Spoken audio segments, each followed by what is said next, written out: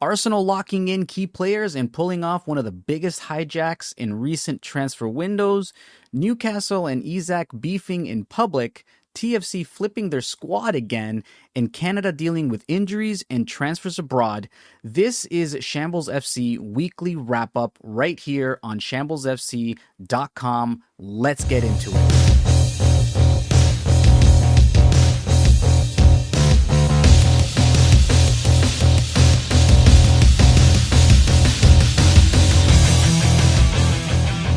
Hello and welcome. My name is Mario, and this is Shambles FC, an Arsenal podcast right here on shamblesfc.com. And this is your weekly wrap up. Of course, we will talk about Arsenal and the Premier League and TFC and Canada in a generalized manner, but of course, this is an Arsenal podcast first, so we have to start with Arsenal news. And of course, as we've already discussed in our TikTok page, Trossard has gotten a contract bump. He has signed an improved deal, still running until 2027, which there is no contract extension, but his wages were raised to reflect his growing role under Arteta. At 30 years old, this still shows that the club still trusts him as a reliable rotation piece, even though he was 1 foot out the exit door a couple of weeks ago. Is this a coincidence that because of Havertz being injured, they quickly tried to sign him and stay with the club? But with that being said, the incoming transfer of Eberechi Eze, where does he fall into place under the pecking order? Will Eze play as the left wing now that he's here? Who knows? And speaking of Havertz injury, early fears of the ACL have been, from what we understand, ruled out. And he will only be out for a few weeks, which is massive relief given his importance as a hybrid left or as a false number 9. Not only that, but he's just coming off of a major injury, spell out towards the end of last season. And he's been looking very sharp. He's bulked up. He's played very well when he came on against Manchester United. And he also played very well again in the preseason. So this is a huge relief that he's only going to be out for a few weeks. But which begs the question, though. Arsenal have always had injury problems throughout its entirety of me being an Arsenal supporter, which is like 20 some odd years. What is it about Arsenal and injuries? Do they need to get better medical staff? I have no idea. Please let me know, because it's always been the case, especially since last season. We had Saka out for quite a bit. Gabriel, he was out for, the remainder of the season. Same thing with Havertz. We need to keep these players healthy, and, it's something that they need to be working on. In other news, Martinelli is linked to Saudi clubs. A report of 80 million plus offer is on the table, which raises the question, would Arsenal ever cash in, or is he untouchable? As we have known previously, Arsenal have turned down plenty of offers from the Saudi League for Martinelli, as Arteta highly ranks him up there. But now with Eze coming in and supposedly everybody thinking he's going to play on the left, right? Because he surely can't play where Martin Odegaard plays. That's Odegaard's spot, and he's the club captain. So it leads us to believe that Eze will be playing on the left. So where does that put Martinelli? Hell, where does that put Trossard? Because now there's like 3 really good players that could start in any other team.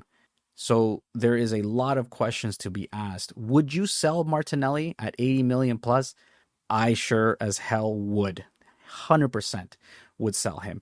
But there have been some links to Martinelli from Saudi clubs to bring him on. I don't know how feasible these are. These are obviously off of Twitter and social media, and I don't really rate those until it's on the arsenal.com website. So we'll continue monitoring this, because it is interesting to see whether or not he would leave. but there are other players on the radars of everyone else trying to leave as well, including Jacob Kivior, who we'll talk about it a little bit in a little bit in the show later with the transfers. Then you have Reece Nelson, who apparently will be going to Fulham, but we still don't know, and so on and so forth. There's still, Fabio Vieira that needs to go, so we don't know. In other Arsenal news, the PFA Awards were just held in Manchester, and wouldn't you happen to see, 3 Arsenal players were included in the PFA Team of the Season, which was Declan Rice, William Saliba, and Gabriel Malagash, which only goes to show that Arsenal's defensive core are among the best in the world, I should say. Are they the best defensive pairing? I no bias here, but I like to think that they are probably the best defensive pair in the league right now. And it goes to show that Arsenal have a really good defensive line, as we held Manchester United, who were putting on the pressure during week 1. So yeah, nice to see that Arsenal players are in there as well. And now the biggest news of all time. Well, of the transfer season. Eberechi Eze incoming. Medical apparently will be completed on Friday of this week and could debut against Leeds if he's registered in time. And dare I say, I shouldn't say dare I say, but I should say that Gabi Agbonlahor, if you take his opinions serious, he's even claiming that Eze was probably the missing piece that could win Arsenal the Premier League title. Everybody is right now buzzing, and even rival fans are on social media just going absolutely insane that Eze is such a key signing, and some of them are even coming out and saying he is the signing of the season, and they cannot believe that Eze was hijacked by Arsenal against Tottenham, because as we all know, in the last few days, 2 weeks, Tottenham have been in talks with Crystal Palace to sign him, and lo and behold, it only took Havertz to get injured for Arsenal to make the move, which begs the question, right? Is Eze's hijacking one of the biggest hijackings in football history in recent years? It's comparable to Sol Campbell, when Spurs fans were left fuming as Arsenal swept in to get him very late. So which hijack is bigger? Was it the Campbell or was it Eze? Modern transfer drama plus title ambitions versus legacy plus rivalry. I don't know. We shall see. But this is huge. And now I feel a little bit more confident in Arsenal's attack. Whether or not that is the missing key piece, could Arsenal still be bringing in new players? Because as we all know, the transfer season is still it's very much alive still. So we're still mid-August, late to mid-August here. We'll have one more week, I should say, before the transfer window closes. So we shall see. And that is our Arsenal wrap-up. We'll be back with Premier League and transfers.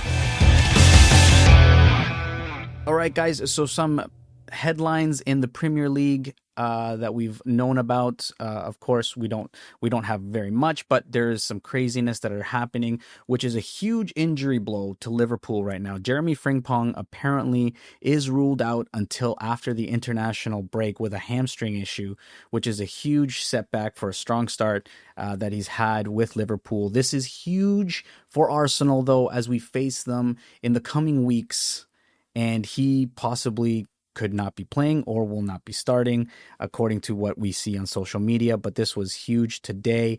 Jeremy Frimpong will be ruled out until the international break with a hamstring issue. So that's major.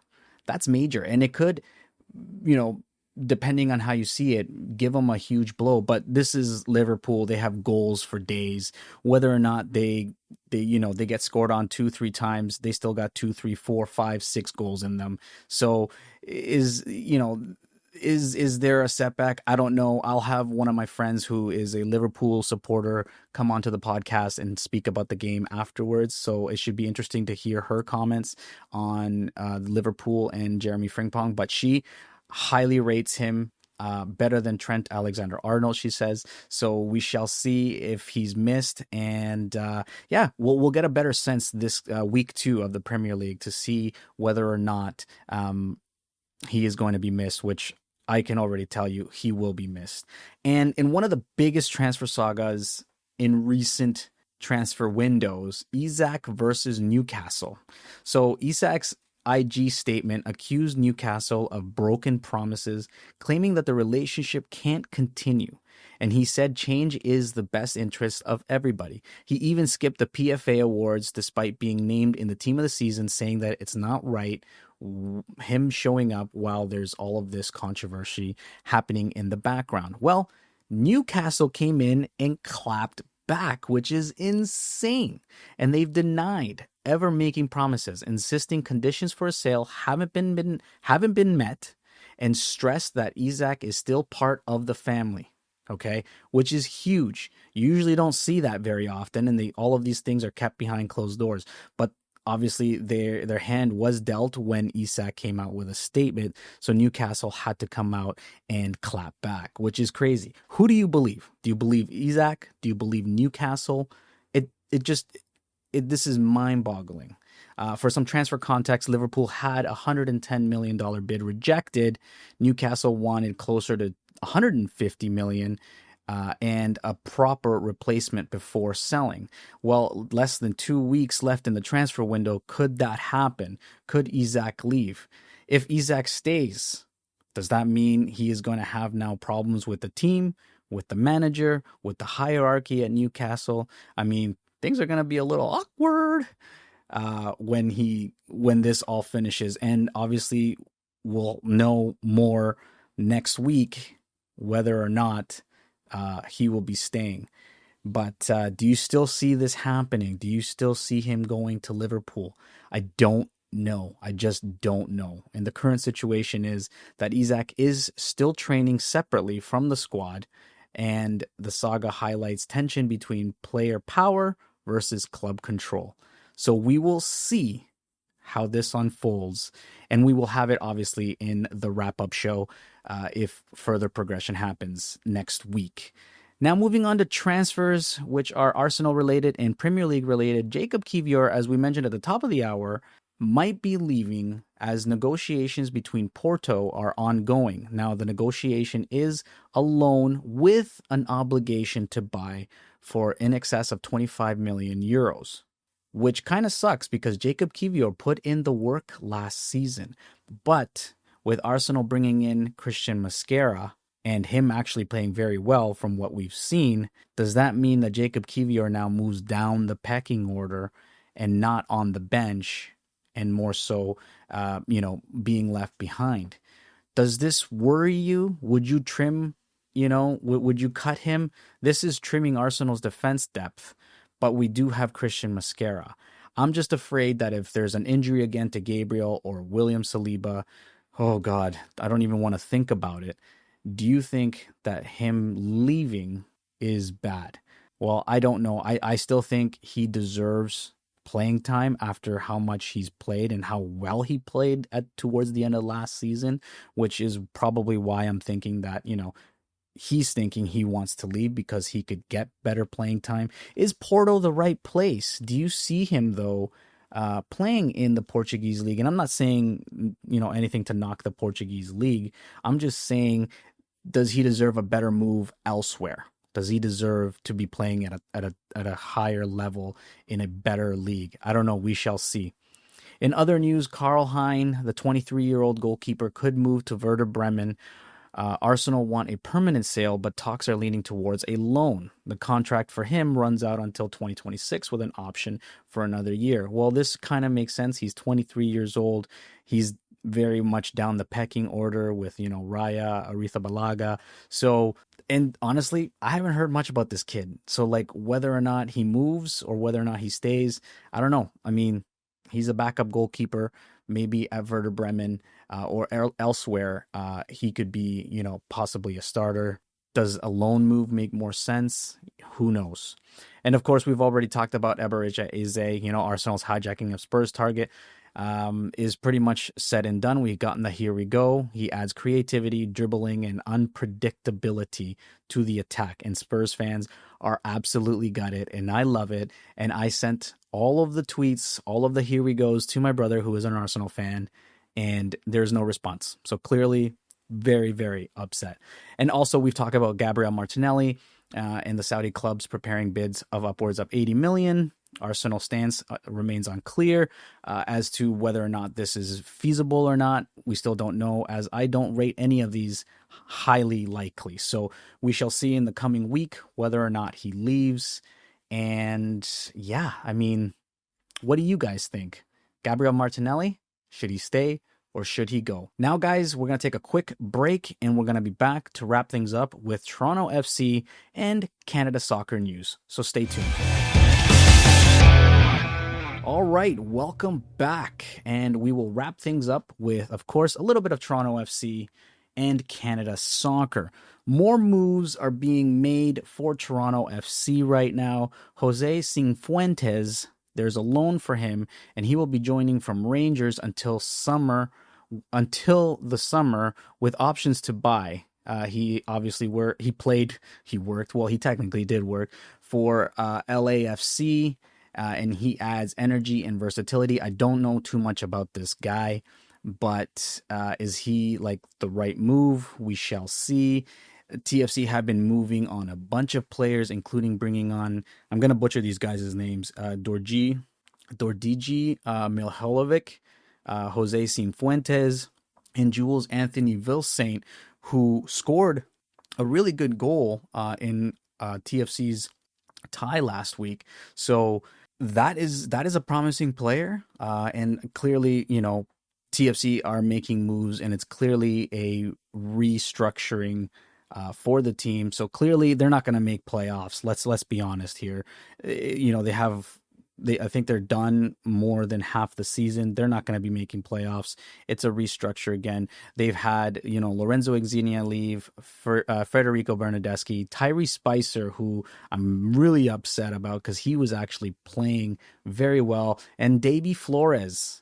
We just got news as well that Davy Flores is leaving as well to a Saudi club, and Matty Longstaff have left, which, TFC have shed big salaries, freed roster space, and created GAM flexibility for 2026. So clearly this is a rebuilding structure.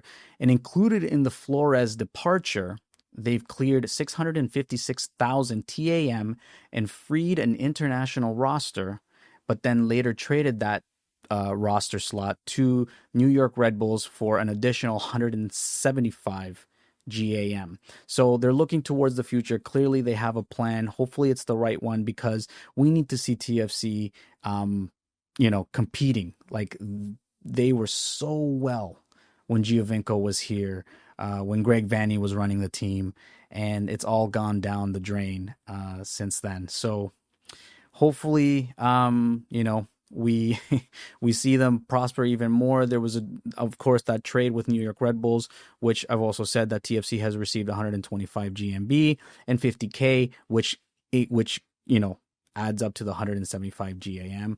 And also today, which is Thursday, the 21st, is the transfer deadline day for MLS, and TFC are looking to sign in center back, and some of the rumored suggestions that TFC are closing in on a domestic center back. So they want somebody that's Canadian. Kamal Miller, Zach McGraw, Kyle Hyber, Lucas McNaughton, and Balel Halbanani, and Joel Waterman, who, by the way, he just signed for Chicago, so he's out of the question. Out of all of these players, I'd rather see Kamal Miller come to TFC. I think he's a solid defender. I feel bad that he didn't get his European move when he was playing very well for the Canadian men's national team. I still think that's a quality center back, and that's what TFC needs right now. They need a quality center back. So I'm hoping that Kamal Miller will come in and just kill that TFC center back line, which is, they need improvement. They have Long, but he's getting old. What do you guys think? TFC obviously is in shambles, And it's just sucks as a TFC fan because TFC were just so good, but you got to continue supporting them. You got to continue supporting them. That's the main ingredient here. Let's move on to Canada soccer here with some transfer news, some injuries, just to keep you updated on some of the Canadian men's national players. Tani Olu, and I'm not going to pronounce his full name because I'll butcher it, is, from whatever reports we're seeing, is he's gone to Villarreal. Either he's already signed for it and it's a done deal, or it's close to being done. So depending on when you hear this, he could be a Villarreal player linking up with Kyle Larin. Oh, sorry, not Kyle Larin, Tajon Buchanan. So Minnesota United striker joins La Liga side for about $4 million plus bonuses, and he hopefully can do the business over in Spain, because this is what we need. We need the Canadian national men's team players playing in the highest leagues and actually getting minutes, because then that brings more attraction to the Canadian men's national team, and hopefully we can convert some missed players. So I'm thinking about Bono, the Moroccan goalkeeper, who's probably one of the best goalkeepers in the world right now. So he's hopefully can do the business over there. Huge opportunity for him to go and play in La Liga with Villarreal, who they're a big club, man. They're a big club. So hopefully he makes it over there and he becomes fresh and a goal scoring threat, because that's what we need for players in Canada. And as we've already spoke about, TFC looking for a center back, Joel Waterman to Chicago Fire. He leaves for around $500,000 in GAM plus $100K add-ons, making the total $600K. That's huge for Chicago Fire, but a huge loss for Montreal. Congratulations to him and good luck. And guys, one of the crappiest news articles that we've seen, is unfortunate. Alistair Johnston, injury scare. He was stretchered off in Celtic's UCL tie versus Kairat, suspecting that there's a hamstring injury. And that's all we know so far. Hopefully we get more information and we can give you an update on the next wrap-up show. And, good lucks to him. Hopefully it's not huge, because he has had a good start to the season, scoring a magnificent goal for Celtic. So speedy recovery, Alistair. Hopefully, he's not out for too long. And it just sucks. It just sucks to hear that. And to finish things off, guys, Marsh comes out and defending Kyle Larin. As we all know, Kyle Larin is an anomaly. He's either up or he's down for the national team. But of course, when he's playing it for a club level, he is actually a beast.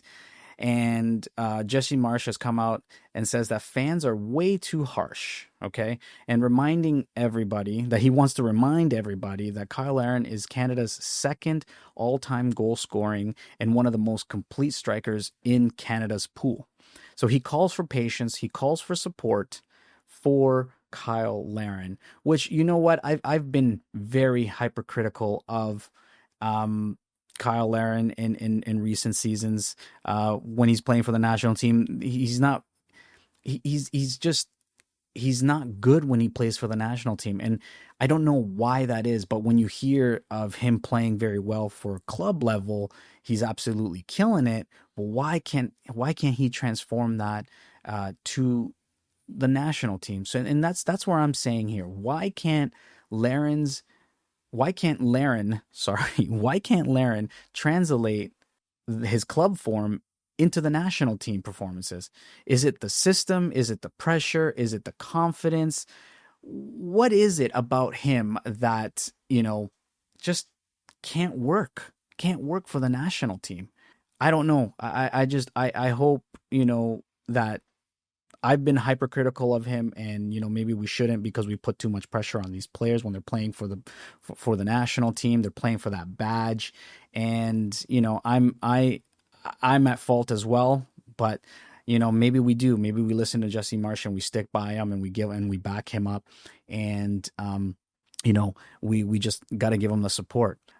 So yeah, that's pretty much it for the Toronto FC and Canada. And now let's get into the shambles of the week, guys. And of course, we don't have to look very far, but to the shambles that was the Eze to Spurs transfer that just did not happen. And obviously, Eze now is coming to Arsenal. We're all extremely ecstatic. And that is the shambles of the week because, hey, it's Spurs and we like to laugh at Spurs. They've been on this deal for so long and working with it. And then all of a sudden, just like that, Arsenal come in, they swoop in, and they take Eze. So that is the shambles of the week, guys. And that wraps it up for this week, guys. So Arsenal fans, is Eze the final piece for the title run? Premier League fans, what do we make of the Isak saga? Player power, I should say, or Newcastle standing firm? And, you know, are we too harsh on Kyle Larin? Let me know your takes, guys, because I'm interested to know whether or not you think, what do you think of these? Make sure to follow us, share, and check back for next week on another Shambles FC weekly wrap up. Guys, until then, keep it shambolic. You can find us at shamblesfc.com. We are now on Spotify and Apple Podcasts. So go check us out there. Go check out our YouTube channel. We are on Blue Sky app as well. And we're on X. And also, we're on TikTok. So go follow us there, guys. Thank you for listening. We will talk to you on the next Shambles FC podcast, which we hope to have a win against Leeds. We will talk more on that as we wrap up week 1 of the EPL and shamblesfc.com. Peace.